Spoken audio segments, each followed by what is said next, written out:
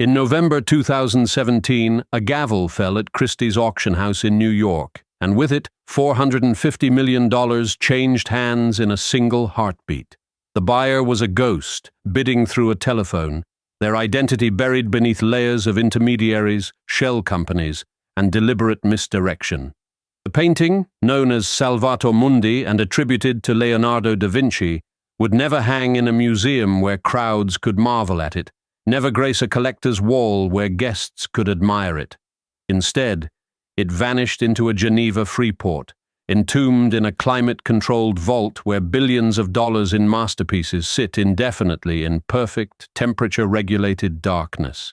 This single transaction ripped back the curtain on a hidden financial underworld that most people never knew existed. A shadow economy pulsing through galleries, auction houses, and tax-free warehouses across the globe. Welcome to the art market, the largest legal unregulated industry in the United States, and one of the most sophisticated money laundering machines ever engineered by human greed. This is the story of why criminals pay fortunes for paintings they will never display, and why they consider it the best investment they ever made. The global art market reached $65 billion in 2021, a sum that rivals the entire gross domestic product of countries like Croatia or Luxembourg. Yet unlike banks which answer to regulators, unlike stock exchanges which file reports, unlike even casinos which must track their whales, this massive industry operates in a regulatory void. Art dealers in the United States face no legal requirement whatsoever to verify who is handing them money or where that money came from. A collector can walk into a Manhattan gallery with a briefcase stuffed with $10 million in cash, point at a Picasso, and walk out the door with it under his arm, no questions asked, no identification is demanded, no tax forms are filed, no suspicious activity reports are submitted to any federal authority anywhere. The 2020 United States Senate investigation didn't mince words. The art market creates an environment ripe for laundering money and evading sanctions. For sophisticated criminals with dirty fortunes to clean, this regulatory vacuum isn't a flaw in the system. It is the system. While banks must interrogate their customers under Know Your Customer regulations, art galleries operate on discretion and gentlemen's handshakes. While real estate transactions demand title searches, escrow accounts, and notarized documents, a painting worth more than a skyscraper can change hands through a single wire transfer and a smile. While jewelry purchases above $10,000 trigger automatic government reporting, a $100 million sculpture sale generates less paperwork than buying a used car. The art world has become what financial crime experts have called an ideal playing ground for money laundering, and the criminals have been playing for decades. Money laundering through art follows a pattern that is simultaneously sophisticated in its execution and breathtakingly simple in its logic. The process begins the moment someone with blood-stained cash needs to transform it into wealth they can spend in the daylight. Traditional laundering through banks has become a minefield, as financial institutions now operate under anti-money laundering requirements that would make a Cold War spy nervous. But art offers what dirty money desperately craves, a portable store of value that is unregulated, untraceable, and universally recognized as legitimate. A cartel boss might begin by purchasing artwork through an intermediary, perhaps a respectable art advisor who makes a living representing clients who prefer to remain nameless. The purchase is routed through a shell company registered in Delaware or the British Virgin Islands, jurisdictions famous for asking no questions and keeping no records. The painting never crosses a border into a taxable country. Instead, it is shipped directly from the auction house to a Freeport warehouse in Geneva or Singapore. Inside these climate-controlled fortresses, the artwork is classified as goods in transit, a legal fiction that exempts it from import duties, sales taxes, and capital gains taxes indefinitely. The painting can then be bought and sold a dozen times within the Freeport itself, ownership changing hands while the canvas never moves an inch from its storage crate. Each transaction generates a paper trail that transforms poison into medicine, a bill of sale, an insurance certificate, an appraisal from a reputable expert. Since you've made it this far, You're clearly enjoying the content, so why not hit subscribe and drop a like? It really helps out.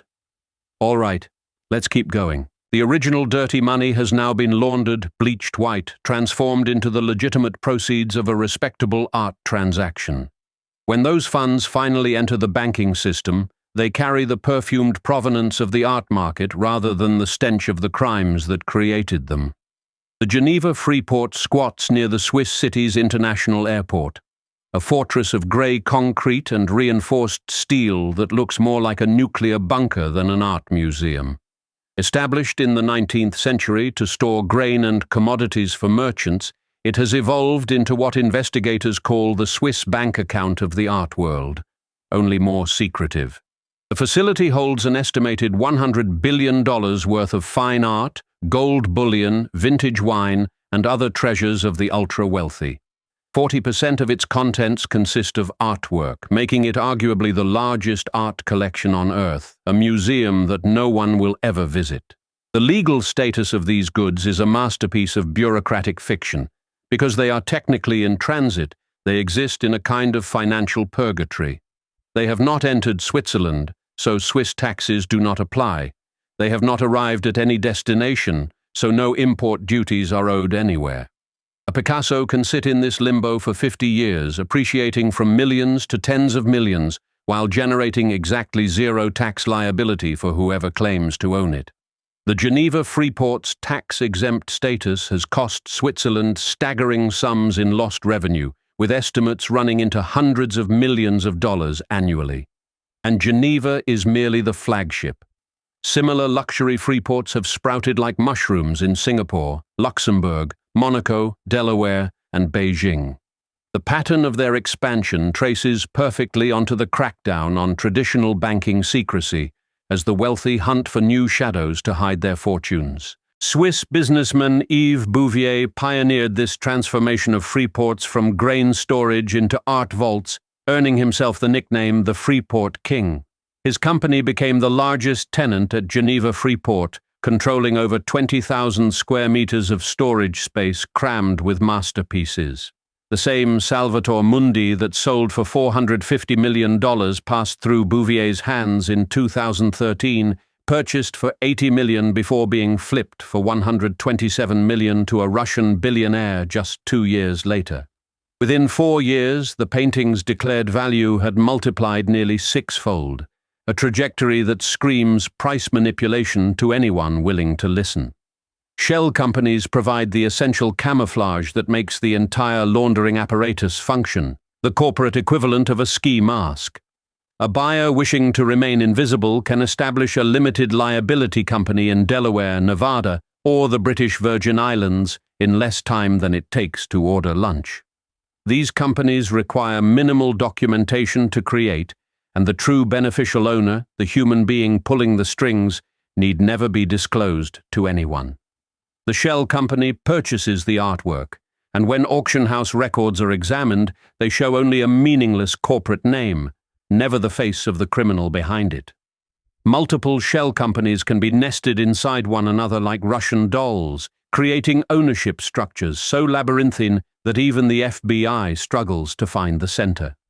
A 2020 United States Senate investigation traced this system in devastating detail through the case of 2 Russian oligarchs, Arkady and Boris Rotenberg.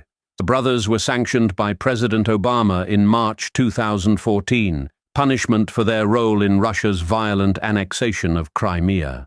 Under these sanctions, every American company and every American citizen was forbidden from conducting any financial transaction with the Rotenbergs, period. Yet Senate investigators discovered that shell companies linked to the brothers purchased over $18 million in art at American auction houses after the sanctions took effect. The purchases flowed through intermediaries using shell companies with forgettable names like Highland Ventures and Steamort Limited, corporate ghosts designed to be invisible. These phantom companies moved over $91 million through the American financial system, while their puppet masters were officially banned from touching a single American dollar. Christie's, Sotheby's, Phillips, and Bonhams, the most prestigious names in the auction world, were all named in the Senate report for doing business with Rotenberg-linked entities. Not one of these transactions triggered a single legal reporting requirement, because the art industry simply exists outside the rules that govern everyone else. The auction houses insisted they had zero tolerance for sanctions evasion, but their voluntary compliance programs had proven utterly useless against even this high-profile case. The subjective nature of art pricing creates another gaping wound in the financial system, one that criminals exploit with surgical precision. Unlike stocks that trade on public exchanges or commodities with published spot prices, art has no objective value whatsoever. A painting is worth exactly what someone is willing to pay for it, and that willingness can be manufactured as easily as a forged signature. Consider this scenario described by art market expert Georgina Adam. A dealer acquires 10 paintings by an unknown artist for around $2,000 each, a $20,000 investment. One painting is consigned to auction a year later, where a friend of the dealer bids it up and buys it back for $100,000, a fake sale at a real auction house. The remaining 9 paintings can now be offered to unsuspecting collectors at $60,000 each, a discount from the established auction record. The dealer's profit could reach $500,000 through this single manipulation, and not one law has been broken. Now scale this scheme to criminals seeking to launder tens of millions, and you begin to understand the magnitude of the opportunity. An artwork purchased at an artificially inflated price provides perfect cover for moving vast sums across borders without arousing suspicion. The inflated auction result becomes a documented market price, legitimizing whatever dirty funds were used to acquire it. Shill bidding, where Confederates place fake bids to drive up prices, remains almost impossible to detect and even harder to prosecute. In 2000, Sotheby's and Christie's were caught red-handed in a price-fixing scandal, having secretly colluded for years to inflate commission rates and manipulate the market. Executives went to prison, the companies paid millions in fines, newspaper headlines screamed outrage, and then the fundamental opacity of the market continued exactly as before. The most damning evidence of money laundering in the art market came from an unlikely laboratory, Mexico. In 2012, the Mexican government passed comprehensive anti-money laundering legislation targeting industries that criminals were known to exploit. The law required art galleries to limit cash transactions and report customer information to the Ministry of Finance, the same rules that banks had followed for decades. The effect was immediate, dramatic, and devastating for the art market. Gallery owners reported sales collapsing by 25 to 30% almost overnight, with some estimates suggesting the crash reached as high as 70% across the country. Dealer Guillermo Zajarias described the Mexican art market as totally frozen, denouncing the new regulations as fiscal terrorism against legitimate business. Art that should have been appreciating sat unsold on gallery walls as buyers who had once paid eagerly in cash mysteriously vanished into thin air. Many industry observers reached the obvious horrible conclusion: a massive portion of those previous buyers had been drug cartels laundering their blood money through beautiful paintings. Mexican cartels generate tens of billions of dollars annually through drug trafficking, extortion, kidnapping, and murder, a river of cash that must be cleaned before it can be spent. That dirty money must be laundered before it can buy mansions and yachts and political influence, and art had provided a perfect washing machine. When the regulations slammed that door shut, the market collapsed because legitimate collectors alone could not sustain the prices that cartel money had inflated. The Mexican experiment proved two things simultaneously. The scale of the laundering problem was enormous, and regulation actually worked to stop it. Yet the United States, home to the world's largest art market, looked at this evidence and did absolutely nothing. Art-backed lending has exploded into a multi-billion-dollar industry, creating yet another avenue for criminals to extract clean cash from dirty assets. Major auction houses like Sotheby's and megabanks like Bank of America now eagerly offer loans secured by artwork as collateral. A collector with $100 million collection can borrow $50 million against it, keeping the masterpieces on his walls while pocketing liquid capital to spend however he wishes. Sotheby's Financial Services has built a loan portfolio worth billions of dollars, with the business growing at a pace that would make a tech startup jealous. Bank of America has seen steady growth of 10% annually in its art lending division for over a decade, a gold rush that shows no signs of slowing. For legitimate collectors, these loans provide elegant financial flexibility, allowing them to access cash without selling beloved family heirlooms. But for criminals, art-backed lending offers something far more valuable: the ability to extract perfectly clean cash from paintings purchased with the proceeds of crime. A masterpiece bought with drug money becomes collateral for a loan that arrives in a pristine bank account with no connection to its poisonous origins. The borrowed funds enter the financial system wearing a suit and tie, indistinguishable from any other legitimate transaction. The loan can then be repaid through a shell company, completing the laundering cycle with a handshake and a smile. Sotheby's extended approximately $100 million in loans to Joe Low, the Malaysian playboy later accused of masterminding a multi-billion-dollar fraud that looted his own country. The loans were repaid when the artwork collateral was sold, but the episode revealed with brutal clarity how easily criminals can weaponize the art lending system.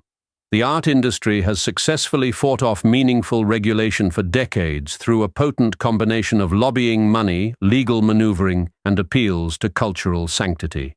When Congress considered the Illicit Art and Antiquities Trafficking Prevention Act in 2018, industry groups mobilized an army of lobbyists to kill it.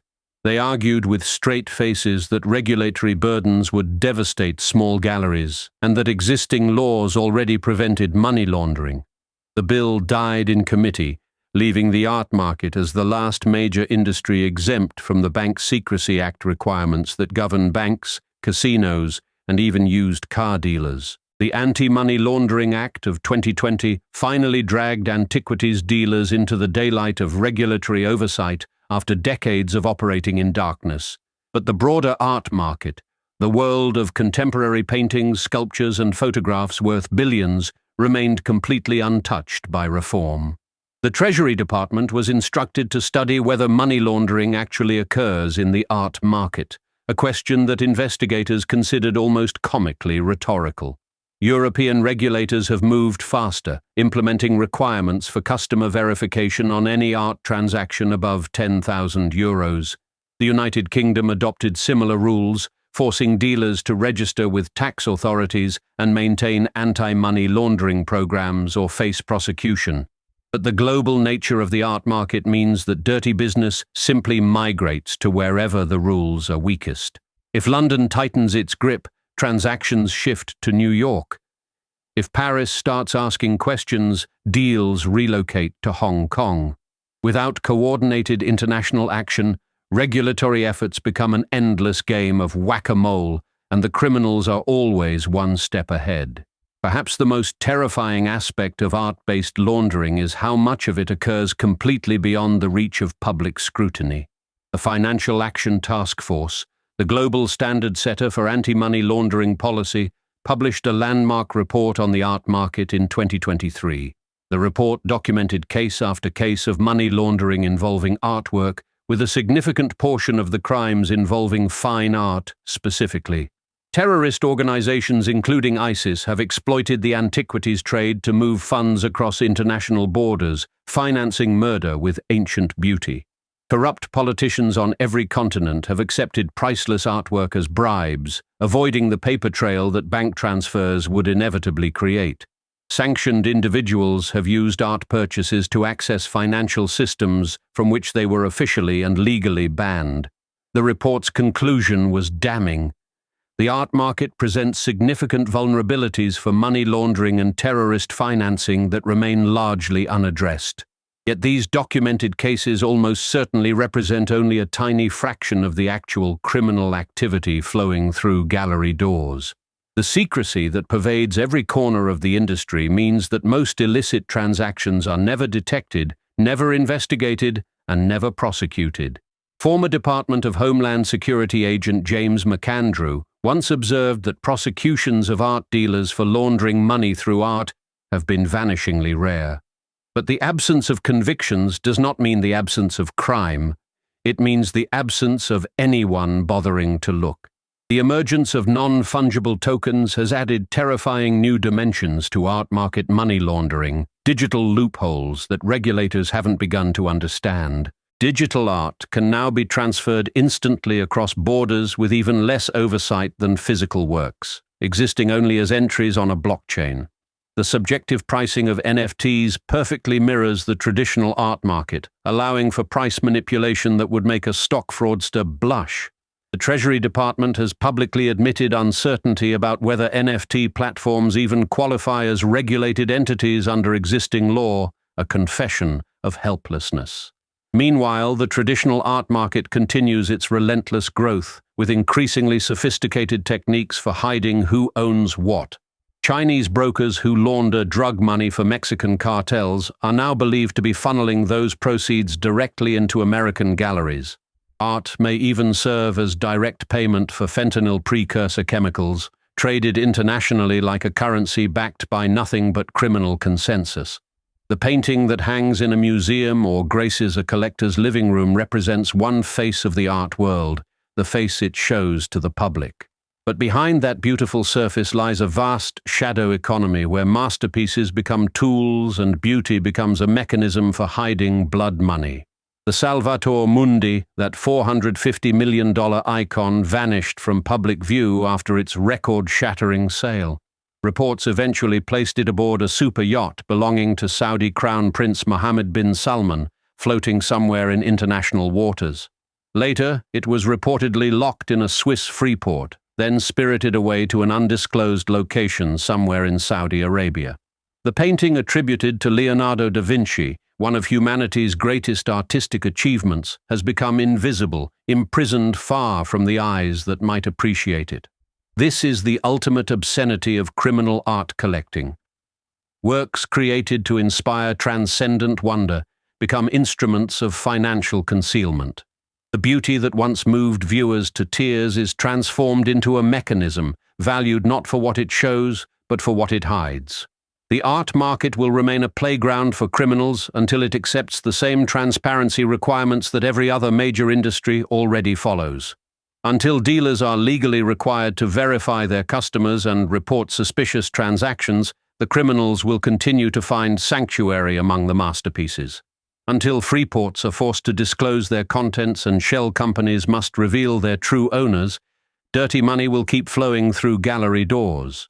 The question is not whether reform will eventually come, but how many billions in criminal proceeds will be laundered before it arrives. For now, the world's greatest paintings serve two masters: the art lovers who treasure their beauty and the criminals who treasure their anonymity. The price of a masterpiece includes not just the hammer price announced at auction, but the hidden cost of an entire system engineered to ask no questions. This is the dirty secret hiding behind the $65 billion art market. And until the system changes, criminals will keep paying fortunes for art they never intend to display, and they will consider it money well spent. If you found this perspective valuable, consider subscribing. Let me know your thoughts in the comments. I read every one of them. Thank you for watching.